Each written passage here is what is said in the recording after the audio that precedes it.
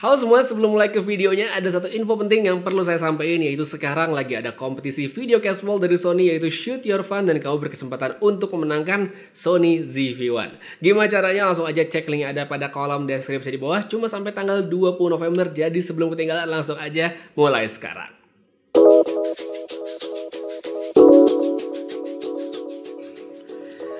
Oke, halo, apa kabar semua? Ketemu lagi dengan Putu Reza di Project Review, dan hari ini saya pengen ngomongin tentang satu kamera dari Sony yaitu Sony ZV-1. Ini adalah kamera pocketnya dari Sony yang belum lama ini rilis di Indonesia dan dijual dengan harga 10 juta kurang 1000, 9.999.000 rupiah. Ada dua alasan kenapa saya excited banget sama produk ini, karena yang pertama, saya udah lama banget nggak nyobain kamera pocket. Kamera yang kecil gini tuh udah lama banget saya nggak pakai. Biasanya entah pakai mirrorless atau pakai DSLR. Nah, alasan kedua adalah, nah ini sebenarnya yang saya jadi alasan lebih kuat adalah saya tuh pingin ganti ekosistem ceritanya. Ini kan sekarang saya lagi pakai Panasonic Lumix lah untuk rekam video ini. Tapi saya pingin atau penasaran nyobain kamera Sony yang baru atau US3. Jadi sebelum beralih ke kamera yang baru, saya pengen belajar dulu gimana sih pakai kamera Sony, warnanya gimana, ngeditnya gimana, segala macam. Itulah kenapa buat saya ZV-1 ini tuh kayak barang latihan sebenarnya. Tapi ya, buat kamu yang mungkin casual shooter aja, nggak pengen ribet pakai kamera, jangan ngerasa terintimidasi karena ini jadi barang latihan saya.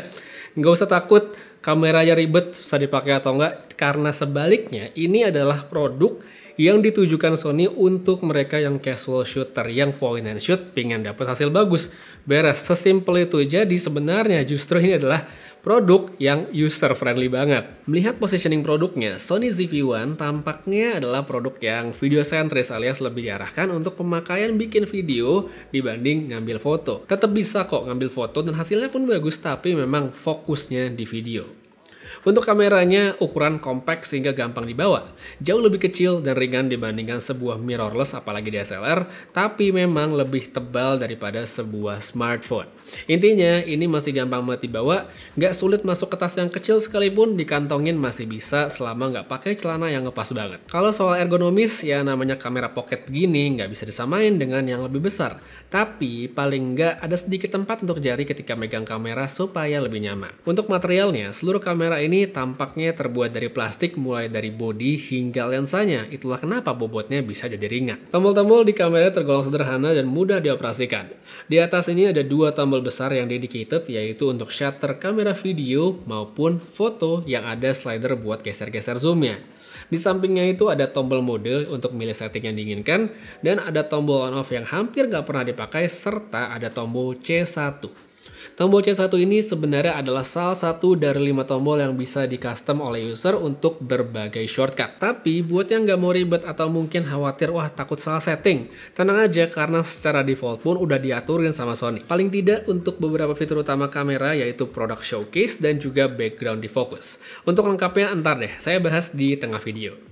Masih di bagian atas, yang di tengah ini adalah mikrofon internal Sony, dan di sampingnya adalah hot shoe yang bisa jadi tempat mic eksternal kalau mau dipasang. Menariknya, dalam setiap kotak ZV-1, Sony sudah menyertakan sebuah dead cat. Ya, bulu-bulu mikrofon ini namanya dead cat, yang berfungsi untuk meminimalisir gangguan angin ke audio ketika kita pakai di outdoor. Lanjut ke bawah, soal tombol di sini ada menu, function, gallery untuk melihat foto video yang sudah diambil, ada untuk menghapus sekaligus C2, serta tidak ketinggalan tombol tengah yang dikelilingi control wheel yang bisa diputar. Kemudian untuk di samping itu ada audio jack, lalu ada micro USB untuk ngecharge sekaligus connect aksesoris, serta ada micro HDMI. Untuk aksesoris yang tadi saya maksud itu adalah mini tripod sekaligus grip dari Sony.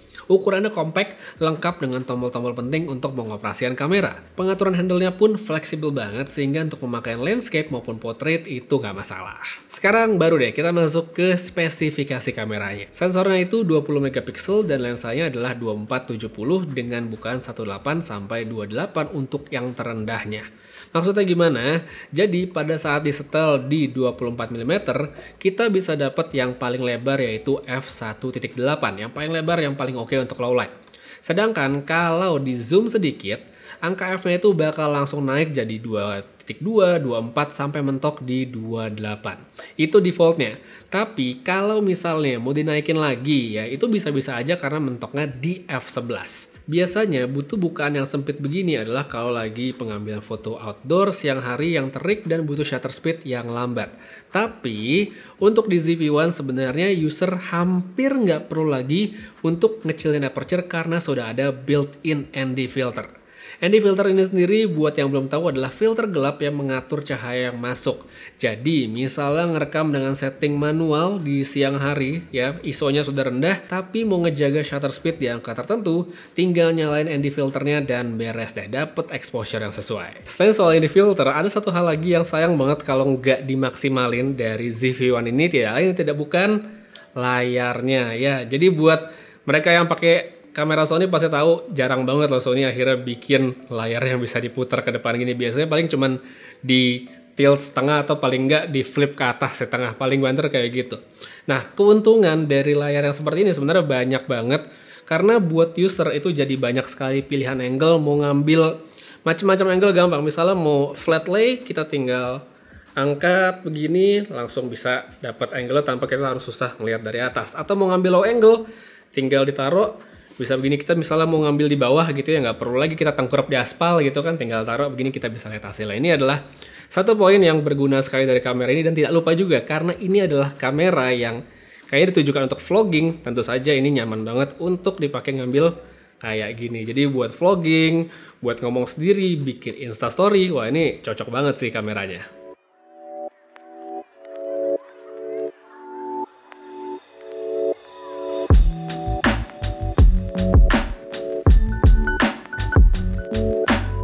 Untuk resolusi, kamera ini bisa merekam hingga 4K 30fps dan kalau diturunin ke Full HD bisa dapat sampai 120fps. Sedangkan untuk high frame rate, itu tersedia 3 opsi dengan yang paling tinggi itu 960fps.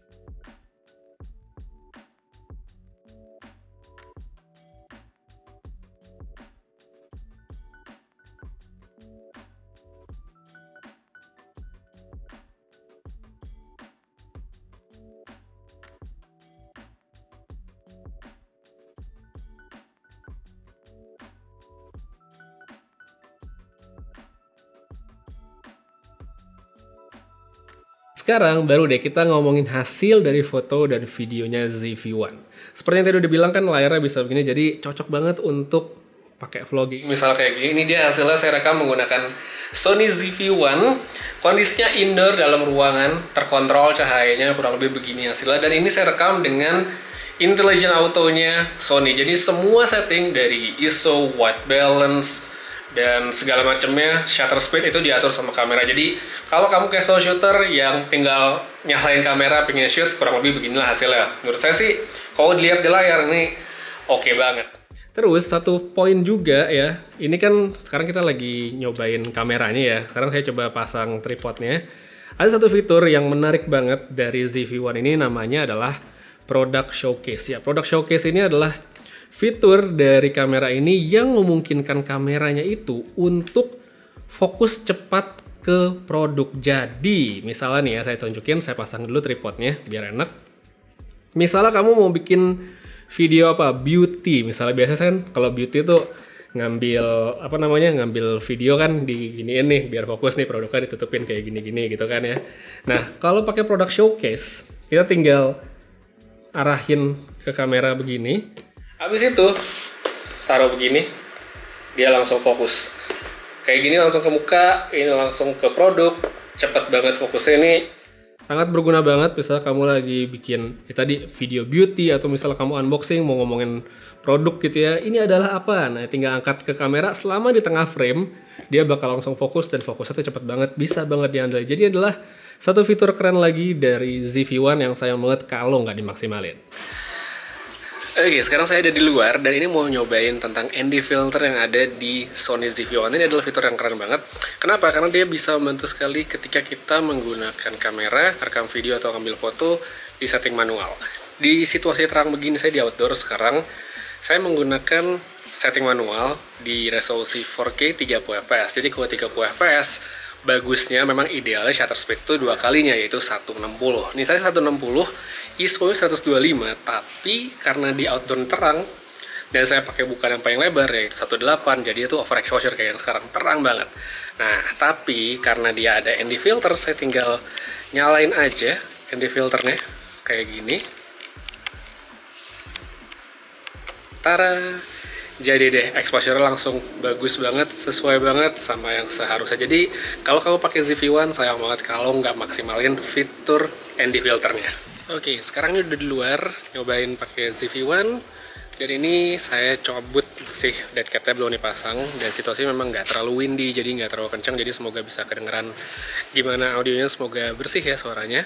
Dan satu fitur yang menarik juga di ZV-1 ini namanya adalah background defocus. Jadi kamu bisa lihat ini di belakang ada kelihatan lah ya masih, tapi dengan satu tap aja di background defocus, dia bisa langsung jadi blur. Ini dari lensanya ya, bukan fitur software. Jadi menarik banget, kita bisa ada fleksibilitas buat bikin apa ya, lebih sinematik, bokeh-bokeh ala-ala gitu dengan satu kali tap aja. Jadi tinggal di tap lagi, nih saya matiin, langsung clear lagi, nyalain, langsung ada bokeh lagi. Ini cakep banget fiturnya, jadi sayang banget kalau nggak dimaksimalin. Dan kalau oke, kita kembali lagi setelah azan selesai. Oke, jadi ternyata setelah ngetes di depan pas tadi dipotong azan, habis itu hujan, jadi sekarang saya lanjutin tesnya di dalam ruangan aja, jadi di dalam rumah. Dan untuk ngetes soal dead cat ini masih belum dipasang dan saya berdiri di hadapan kipas. Jadi untuk ngetes anginnya dari kipas ini, kamu bisa lihat di sebelah saya pakai dead cat, hasil audionya seperti ini. Dan kita dipasangkan si bulu-bulu kecil ini. Coba ya. Oke, sekarang dead cat udah terpasang dan harusnya sih kedengeran ada perbedaan hasil setelah dan sebelum dipasangnya. Jadi gimana? Menurut saya tambahan dead cat dalam kotaknya langsung itu adalah satu hal yang thoughtful sekali dari Sony dan tentunya berguna banget untuk siapapun yang menggunakan kamera ini. Ya, dari tadi kita udah ngomongin video terus, tapi gimana hasil fotonya? Kayak gini sih hasilnya, bagus dan tajam. Khas prosesnya Sony banget lah.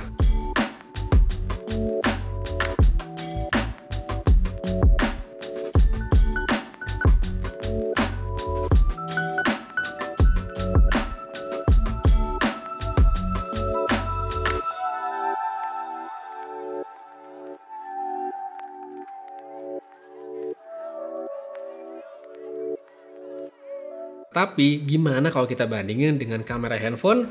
Ya beda sih, karena namanya kamera beneran, maka hasilnya menurut saya sih lebih oke.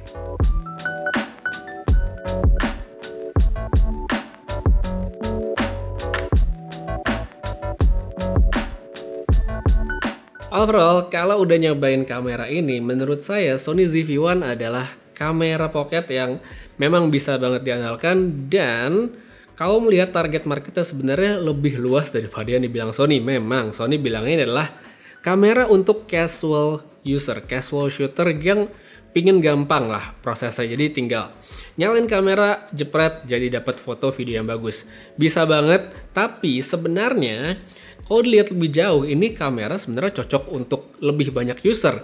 Karena selain dia menang dari setting yang simple, setting manualnya lengkap. Bahkan kalau mau ganti picture profile, kayak misalnya mau advance dikit ya, mau color grading gitu, dapat yang flat, wah itu juga tersedia di sini. Jadi itu tadi saya bilang di awal video, bisa jadi barang latihan saya buat gimana caranya grading gambar-gambar Sony. Jadi buat banyak sekali user, ini adalah kamera yang bisa cocok sekali. Tapi karena setelah coba pun saya bisa menemukan ada beberapa kekurangan dari kamera ini. Yang pertama adalah portnya, micro USB. Sayang sekali di 2020 masih pakai micro USB. Paling nggak kalau misalnya udah USB-C bakal lebih enak, entah untuk charging, transfer data dan segala macam. Oh ya, soal transfer data, kamera ini atau Sony memang adalah salah satu yang terbaik menurut saya. Aplikasinya responsif banget. Itu cepet banget connect-nya, prosesnya pun gampang, jadi untuk sharing data itu gampang banget. Jadi ini bukan kekurangan tapi kelebihan yang lupa saya omongin di depan. Balik lagi ke soal kekurangan, ini adalah soal baterainya. Ini juga adalah satu hal yang saya notice banget, karena baterai dari Sony ZV-1 ini kecil sekali, jadi cepet habisnya kalau saya yang pakai. Jadi palingan kalau ngerekam 4K itu habisnya sejam udah habis dan saya mesti ngecharge atau ganti baterai. Jadi baterainya agak cepet habis. Oleh karenanya untuk mengatasi, ada dua alternatif yang bisa ditempuh, yaitu pertama beli baterai cadangan supaya kalau habis tinggal ganti, atau kalau emang kepepet banget bisa sebenarnya ngerekam sambil colok ke power bank atau ke charger. Cuman cara yang ini kurang saya rekomendasikan ya.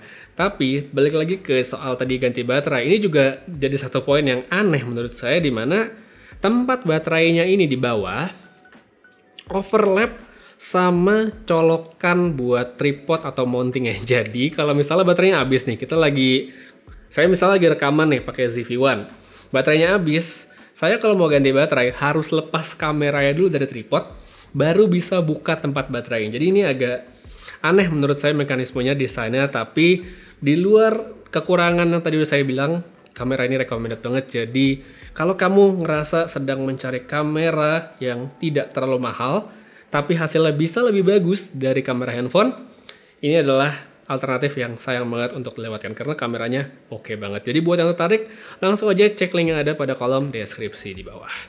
Kayaknya segitu aja dulu ya untuk sedikit sharing saya tentang Sony ZV-1. Terima kasih banyak udah nonton. Saya bukan kamera expert, tapi semoga sedikit sharing saya ini berguna bagi mereka yang sedang mencari referensi. Putri Reza pamit, sampai ketemu lagi di video berikutnya. Jaga kesehatan selalu dan seperti biasa, have a nice day.